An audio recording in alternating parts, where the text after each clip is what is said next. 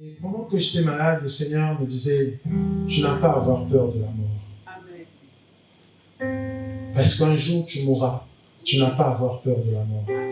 Mais le Seigneur me consolait, me disait qu'il allait me guérir. Mais il me faisait remarquer aussi que le temps était très court, très très court. Amen. Mais que nous utilisons très souvent ce temps pour faire du mal, pour nous critiquer, pour nous juger. Et plus on passe de temps à faire cela, et le temps passe. Les années, regardez, on était en janvier, en mars, et aujourd'hui nous sommes en juillet, bientôt le mois d'août. Mais année après année, qu'est-ce que tu fais de ce temps? Est-ce que tu apportes du bonheur autour de toi? Est-ce que tu es vraiment la personne que Dieu veut que tu puisses être?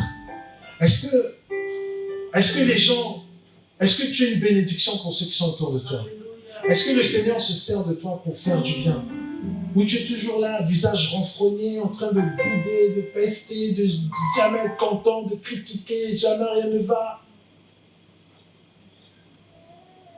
Et le Seigneur m'a beaucoup parlé de repentance, d'amour, de pardon. Je me suis rendu compte que j'en voulais beaucoup de gens, qu'il y avait quand même de la rancœur, même si je n'osais pas l'avouer. Je me suis rendu compte en fait que j'y étais pas, quoi. Tout pasteur que je suis, j'y étais pas. Il y a beaucoup de rancœur, parce qu'il y a beaucoup de frustration, parce qu'il y a beaucoup de gens qui ont blessé, beaucoup de gens qui ont fait mal. Et quelquefois, on garde ça. Et je me dis, mais tout le temps que tu perds à en vouloir, à détester, à critiquer, à juger, c'est un temps que tu pouvais passer à adorer, Amen. À célébrer, Amen. À bénir, Amen. À témoigner mon amour. C'est pour ça que, rapidement, je vais faire juste une exhortation, je ne vais pas être dans le sujet du mois, dans Jean chapitre 13.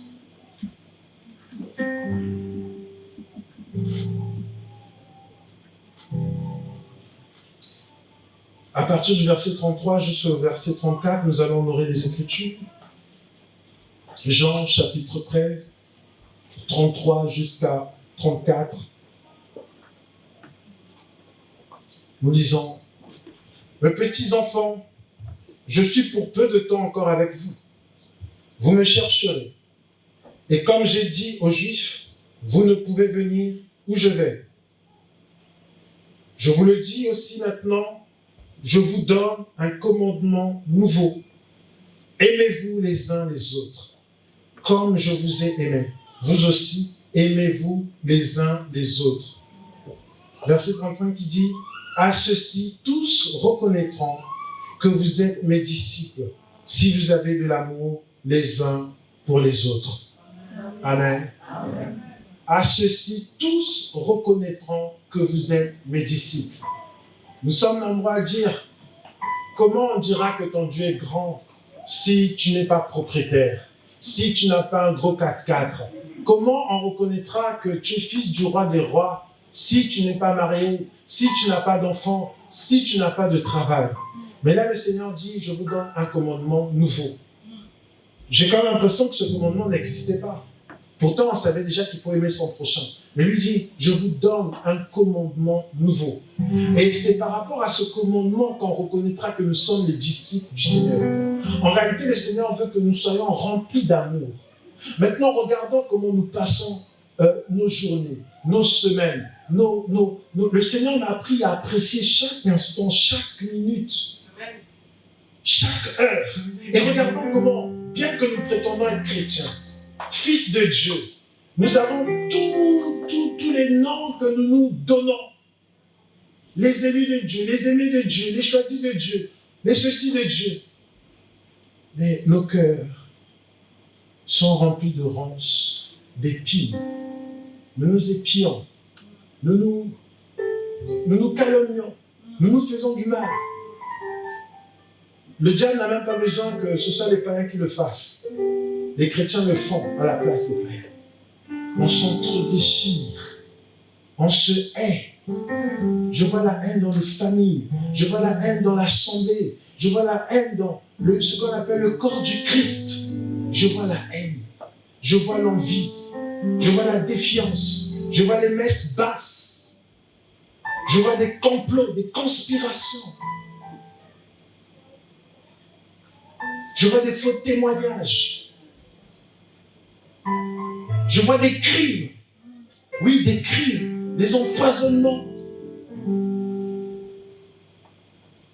Mais quand nous sommes en dimanche, quand nous sommes dans des grosses bâtisses, et nous voulons que les gens du monde reconnaissent que nous sommes de Dieu, parce que nous sommes dans une grosse assemblée, parce que nous sommes dans une grosse bâtisse, parce que nous sommes dans le luxe, parce que nous communiquons bien sur les réseaux sociaux. Mais là, le Seigneur dit, très simplement, vous savez, quand j'étais malade, ce n'était pas une révélation comme on a l'habitude de dire si les quatre parlaient. Non, c'était sur des choses qu'on trouve quelquefois simples et qu'on n'y pense même pas finalement. Parce qu'on se dit c'est basique, c'est les béabas et on n'a même pas besoin de s'appesantir dessus. Mais c'est sur ces choses-là que le Seigneur, pendant ce temps de maladie, me ramenait. Des choses toutes simples. Et c'est là où j'ai compris, bien aimé, et c'est pour ça que je disais dimanche dernier, vous savez, lorsque le Seigneur parle des réalités du royaume, très souvent c'est lié à son retour. Et qu'est-ce qu'il dit dans Matthieu 25, à partir du verset 32? Qu'au dernier jour, il fera quoi? Il mettra les boucs à gauche et il mettra les brebis à droite. Et il a dit que les brebis, c'est celles qui lui ont donné à boire quand il avait soif, à manger quand il avait faim, qui l'ont visité quand il était malade et en prison, qui l'ont vêtu quand il était nu. Et on lui a demandé, mais quand est-ce que nous t'avons vu dans tous ces états et que nous avons donné à manger, à boire, visiter? C'est Dieu que tu bénis. C'est Dieu que tu salues. C'est Dieu que tu honores. Il ne vient pas du ciel prendre les offrandes et aller avec chez Darty pour s'acheter un écran placement. Son œil voit tout. Il n'a pas besoin d'écran pour le voir. Il ne vient pas du ciel prendre cet argent et aller avec un Auchan pour acheter je ne sais quoi. Non. C'est parce que lorsque tu bénis celui qui est à côté de toi, en réalité, tu as béni le Seigneur. Lorsque tu as donné à celui qui est à côté de toi, en réalité, tu as donné au Seigneur. Il ne dit pas, les brebis, c'est celles qui ont reçu la révélation des 7 sceaux. La révélation des 7 tonnerres.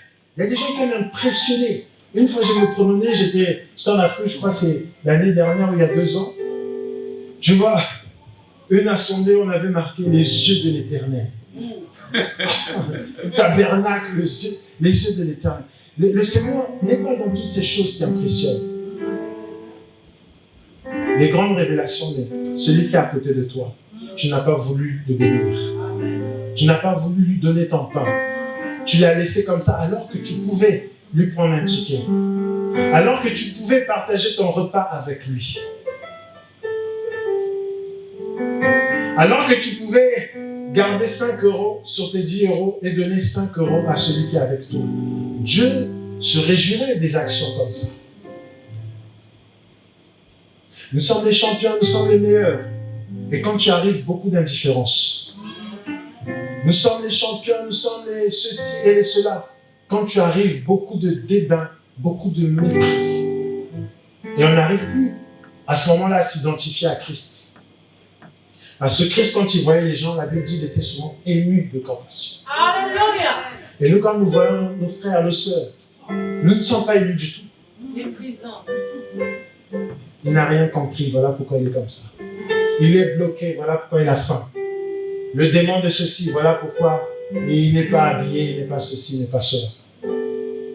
Mais si tu vas dans ta garde-robe, il y a beaucoup de vêtements que tu n'as même jamais portés, qui pourraient suffire à justement celle qui est à côté de toi.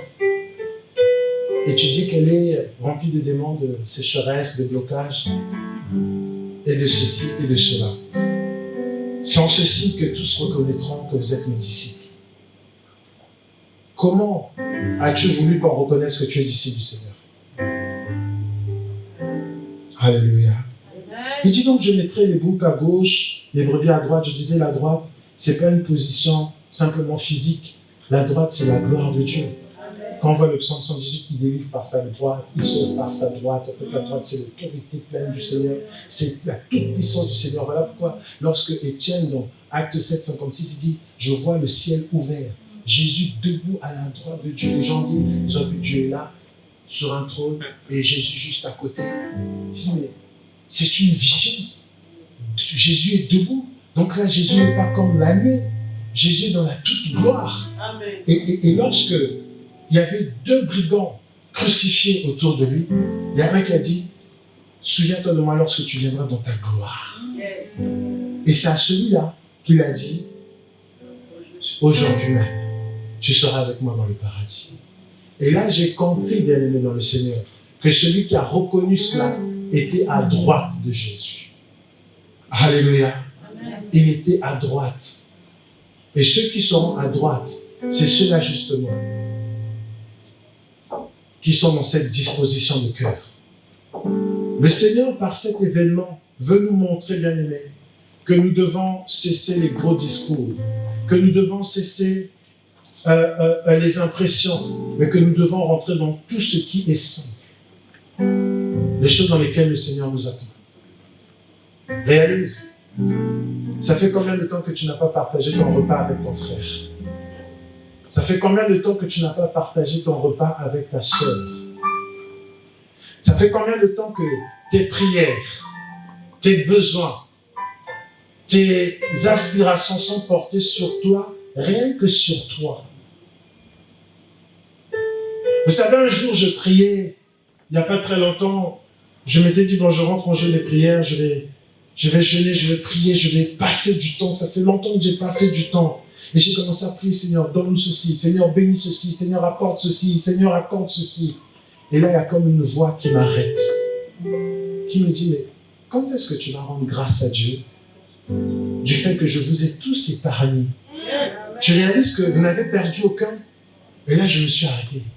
J'ai dit, et j'ai commencé à, Seigneur, je te bénis, parce que tu nous as gardés, parce que tu nous as protégés, parce que tu... Et j'ai commencé à prier